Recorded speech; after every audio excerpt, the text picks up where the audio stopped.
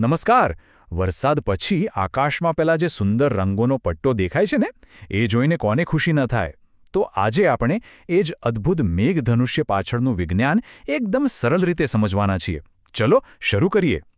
ચોમાસામાં આકાશમાં એ રંગીન કમાન કોણે નહીં જોઈ હોય, ખરું ને? પણ ક્યારેય વિચાર્યું છે કે આખરે એ છે શું અને બને છે કેવી રીતે? ચલો આજે આ જ રહસ્ય પરથી પડદો ઉઠાવીએ. તો સૌથી પહેલા આપણે એ સમજીએ કે આ સુંદર કમાન છે શું, એનો એક નાનકડો પરિચય લઈ લઈએ. સાદી ભાષામાં કહીએ તો મેઘધનુષ્ય એક કુદરતી ઘટના છે. એ આકાશમાં એક મોટી, ઘણા બધા રંગોવાળી કમાન જેવી દેખાય છે. અને હા, એ મોટા ભાગે વરસાદ પડી ગયા પછી જ જોવા મળે, ખાસ કરીને જ્યારે સૂરજ આકાશમાં થોડો નીચે હોય. જી હા, આ કોઈ જાદુ નથી હો, આ તો શુદ્ધ વિજ્ઞાન છે. પ્રકાશ અને પાણીના ટીપાની એક સુંદર મજાની રમતનું પરિણામ છે આ. ભલે, તો હવે આપણે જાણીએ છીએ કે મેઘધનુષ્ય શું છે. પણ સૌથી રસપ્રદ ભાગ તો હવે આવે છે. આટલા બધા રંગો આવે છે ક્યાંથી? ચાલો એની પાછળનું વિજ્ઞાન સમજીએ. આ સૌથી મોટો સવાલ છે નહીં, કે સૂરજનો સફેદ દેખાતો પ્રકાશ આટલા સુંદર રંગોમાં કેવી રીતે ફેરવાઈ જાય છે? એની આખી પ્રક્રિયા સ્ટેપ બાય સ્ટેપ જોઈએ. જુઓ, આખી વાત બહુ સિમ્પલ છે. સૌથી પહેલાં તો જોઈએ સૂર્યનો પ્રકાશ.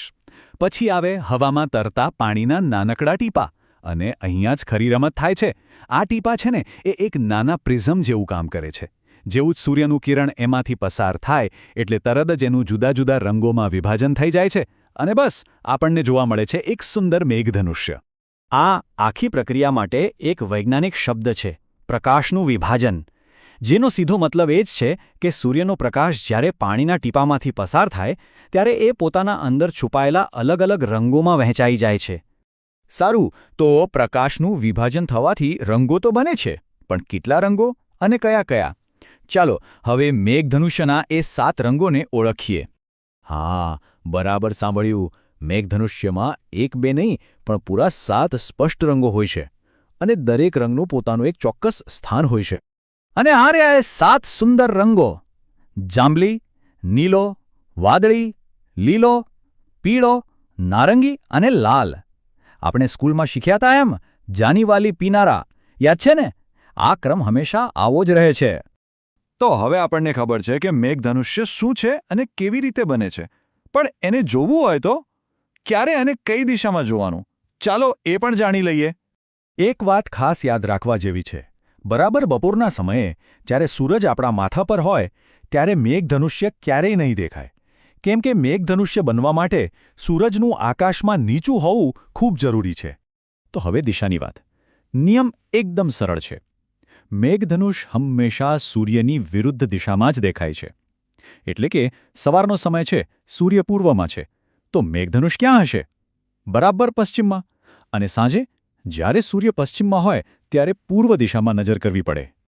બસ આ એક વાક્ય આખી વાતનો સાર છે. આટલું યાદ રાખશો ને, તો હવે પછી જ્યારે પણ વરસાદ પછી તડકો નીકળશે ત્યારે તરત જ ખબર પડી જશે કે આકાશમાં કઈ બાજુ જોવાનું છે. તો આ બધી માહિતી પછી એક નાનકડો સવાલ: જો સાંજના સમયે વરસાદ આવે અને પછી તડકો નીકળે, તો મેઘધનુષ્ય જોવા માટે કઈ દિશામાં જોવું જોઈએ? વિચારજો. અને હવે પછી જ્યારે પણ આકાશમાં રંગોની આ સુંદર કમાન દેખાય ને, ત્યારે તેની પાછળના આ વિજ્ઞાનને જરૂર યાદ કરજો.